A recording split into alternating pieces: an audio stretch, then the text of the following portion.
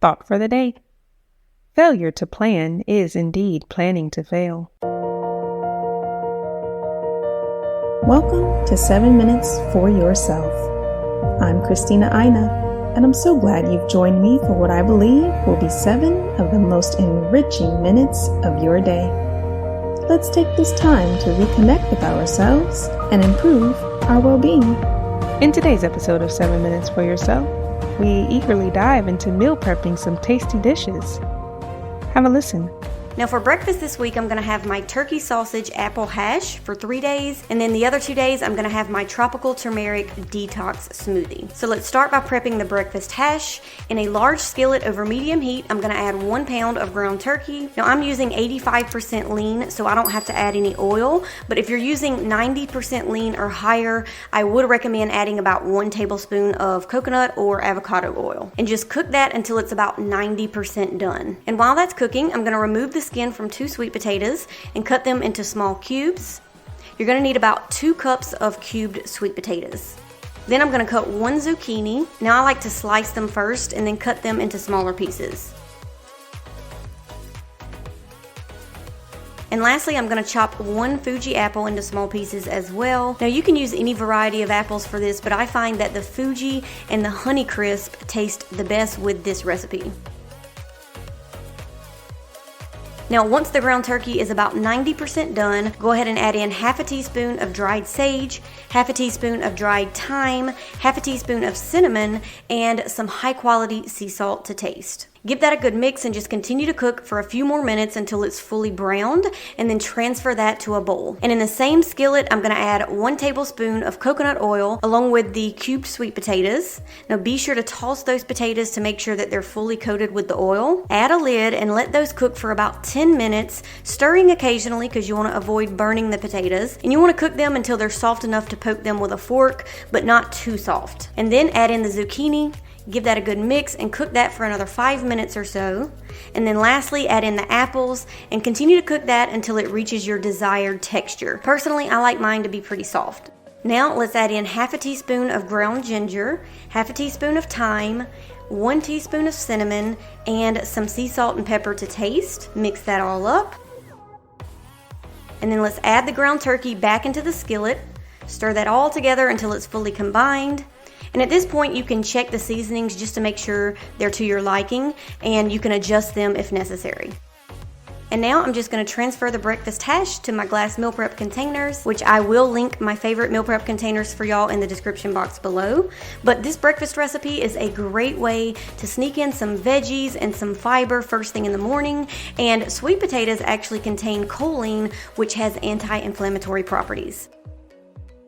And for the turmeric smoothie, I like to prep them with my reusable freezer bags, which I do have a smoothie meal prep video showing y'all how to use these. So in each bag, I'm going to add half a cup of mango, fresh or frozen is fine, half a cup of pineapple, half a cup of carrots, 2 tablespoons of hemp seeds, 1 scoop of collagen protein powder, and 1 inch of peeled fresh turmeric root, which of course is the star ingredient because the curcumin in the turmeric has super powerful anti-inflammatory properties. And then when you're ready to blend, just dump all the ingredients into the blender, add some water or nut milk, and blend it up. Now I know this smoothie is not a fall inspired smoothie, but it's so good at fighting inflammation and it tastes delicious that I had to include it in this meal prep. And just that fast, your breakfast meal prep is done. And moving on to lunch, we're gonna be having my butternut squash salmon patties along with some sweet potato fries. All right, let's prep the sweet potato fries first. Go ahead and peel 3 sweet potatoes and then cut them into about 1/4 to 1/2 inch thick fries, similar to this.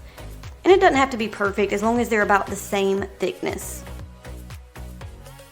And by the way, a little trick to get the best tasting sweet potato fries is to soak them in cold water for about 30 minutes. This is going to help to remove any excess starch, which yields a better texture and a better taste, in my opinion. And while those are soaking, let's prep the salmon patties. And these are super easy to make. First, you'll want to steam some butternut squash. Now, you can use fresh or frozen butternut squash. And just steam it until it's super soft.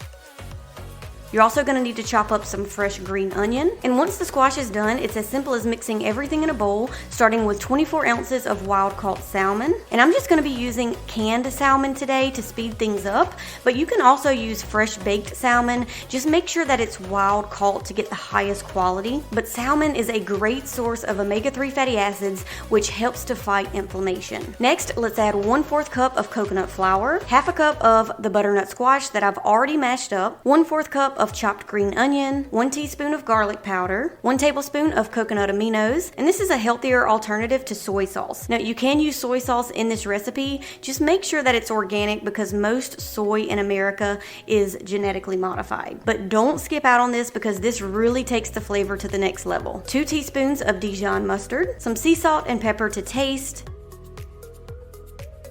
and lastly, 4 eggs.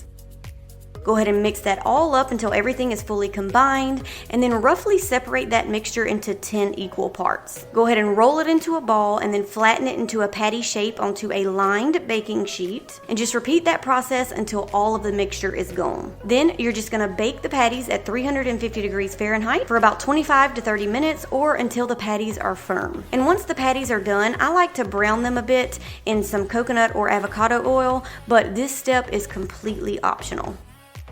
And going back to the sweet potatoes, make sure you give them a good rinse and then pat them dry.